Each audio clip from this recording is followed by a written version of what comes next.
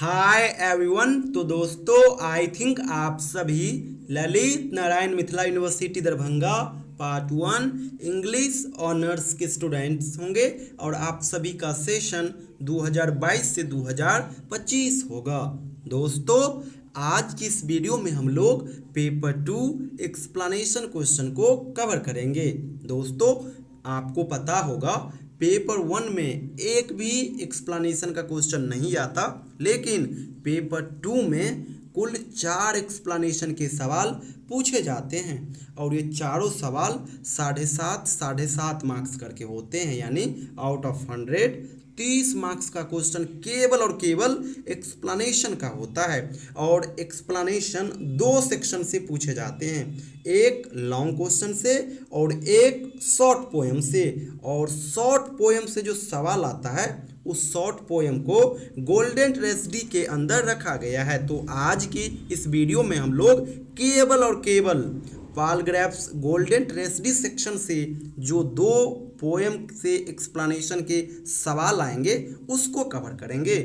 2 सवाल लॉन्ग से भी आएगा और 2 सवाल शॉर्ट पोएम से भी आएगा। और शॉर्ट पोएम जो है ये गोल्डन ट्रेजेडी के अंदर मेंशन है। जब आप पेपर 2 पढ़ोगे तो आप वहाँ पे पाओगे कि पैराग्राफ्स गोल्डन ट्रेजेडी नाम का एक सेक्शन है और इस सेक्शन के अंदर छोटे छोटे ढेरों पोएम है, यानी शॉर्ट पोएम ढेरों है। और उन्हीं शॉर्ट पोएम से 2 एक्सप्लेनेशन के सवाल आएंगे, दोनों 7.5 मार्क्स करके होंगे, यानी 15 मार्क्स का सवाल आएगा गोल्डन ट्रेजेडी से। तो गोल्डन ट्रेजेडी में ढेरों टॉपिक है, लेकिन आप हर टॉपिक को ना पढ़ करके इन सेलेक्टेड शॉर्ट पोएम को ही पढ़िएगा, क्योंकि सवाल इसी पोएम से आएगा। इसके बाहर अगर आप करोगे तो फिर समय का बर्बादी होगा और सवाल भी आपको एग्जामिनेशन में नहीं मिलेगा।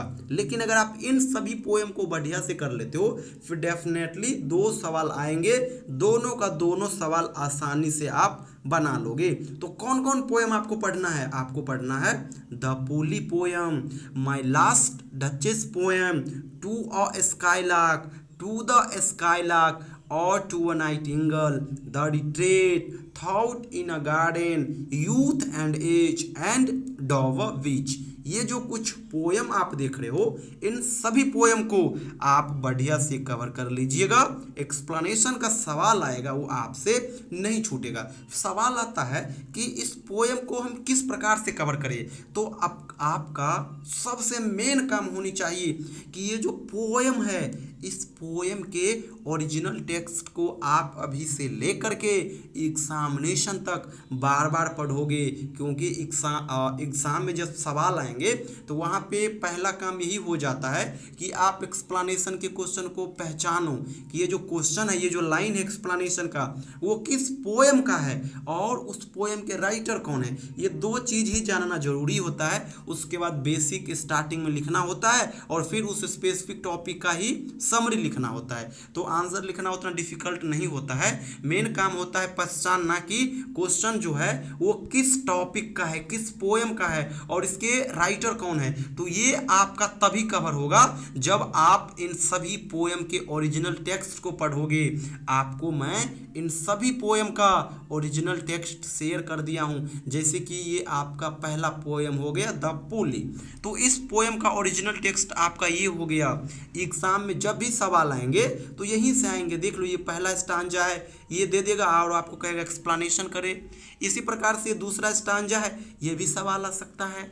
ये आपका तीसरा स्टांजा हो गया, यहाँ से भी सवाल आ सकता है। ये आपका चौथा स्टांजा हो गया, यहाँ से भी सवाल आ सकता है। तो इसी प्रकार से हर पोएम में स्टांजा वाइज स्टांजा लाइन दिया गया है, आप उसको बढ़िया से कवर कीजिएगा, वो आपका बढ़िया से कवर रहेगा, फिर एग्जाम में सवाल छूटने वाला नहीं है। बार बार कह रहा हूँ पोएम ढेरों है, लेकिन हर एक पोएम को आप मत कीजिएगा, समय भी आपके पास पर्याप्त मात्रा में नहीं है।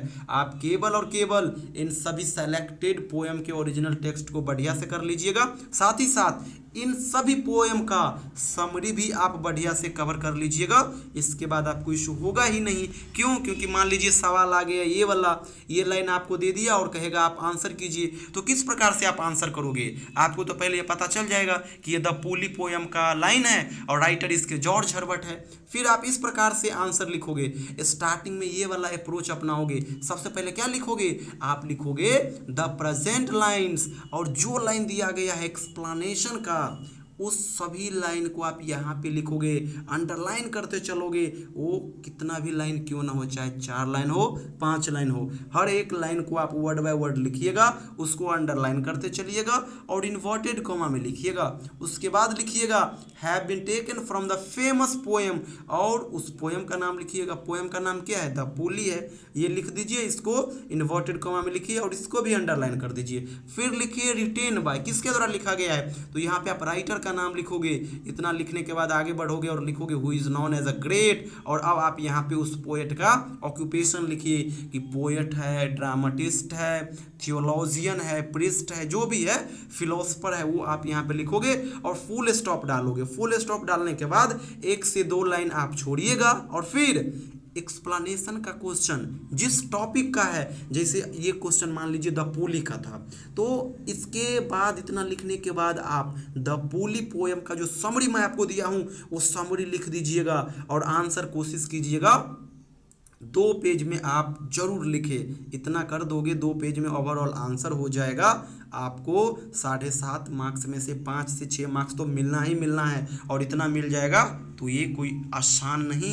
एक्सप्लेनेशन में 5 से 6 मार्क्स लाना भी बड़ी बात हो जाती है, और आप इतना आसानी से ला लोगे। एक बार देख लीजिए, इस प्रकार से आप आंसर लिखोगे। जैसे ऊपर का लाइन था तो इस प्रकार से आप कन्वर्ट करोगे, आंसर इस प्रकार से लिखोगे। लेकिन ये लिखना जरूरी है, यही आपको 6 मार्क्स में से 5-6 मार्क्स में से 3 मार्क्स तो केवल आपको यही दिला देगा।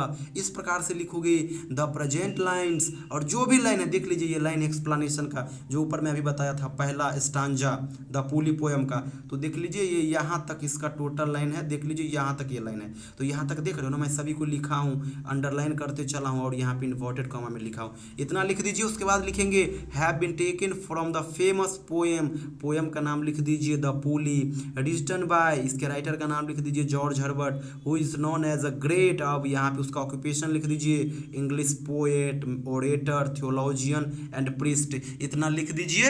इतना लिखने के बाद आप क्या कीजिए, 2 लाइन छोड़िए और ये जो द पूली पोएम का जो समरी है, उस समरी का जो मेन पार्ट होता है ना, इंट्रोडक्शन को आप छोड़ दीजिएगा, इंट्रोडक्शन लिखना नहीं जरूरी है। मेन पार्ट को आप यहाँ से लेकर के और जहाँ तक समरी होगा वहाँ तक लिख दीजिएगा। बस आपका आंसर हो गया और आपको अच्छा खासा मार्क्स भी मिल जाएगा।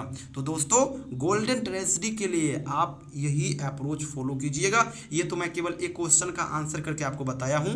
आप लोग हर सेगमेंट के लिए यही चीज़ फॉलो कीजिएगा। सबसे पहले तो आप हर पोएम का ओरिजिनल टेक्स्ट बढ़िया से कवर कर लीजिएगा। जब एग्जाम में क्वेश्चन आए तो ये पहले पहचानिएगा कि किस पोएम का लाइन है। जैसे ही आप ये फाइंड आउट कर लेते हो कि इस पोएम का लाइन है, फिर आप आंसर लिखना स्टार्ट कीजिए। स्टार्टिंग में बेसिक चीज़ लिखिएगा, बेसिक कहने का अर्थ ये चीज़ लिखिएगा। इतना लिखने के बाद लास्ट में आप क्या कीजिएगा, जिस टॉपिक का वो एक्सप्लेनेशन का सवाल हो उसका समरी लिख दीजिएगा। बस आपका काम हो गया। 7.5 मार्क्स का सवाल था, आपको 5 से 6 मार्क्स इजीली मिल जाएगा, और ये स्टैंडर्ड मार्क्स भी माना जाएगा एक्सप्लेनेशन क्वेश्चन में, क्योंकि कम मेहनत में 5 से 6 मार्क्स आप ला रहे हो, बड़ी बात है। तो इसी प्रकार से आप कवर कीजिएगा। Thank you so much.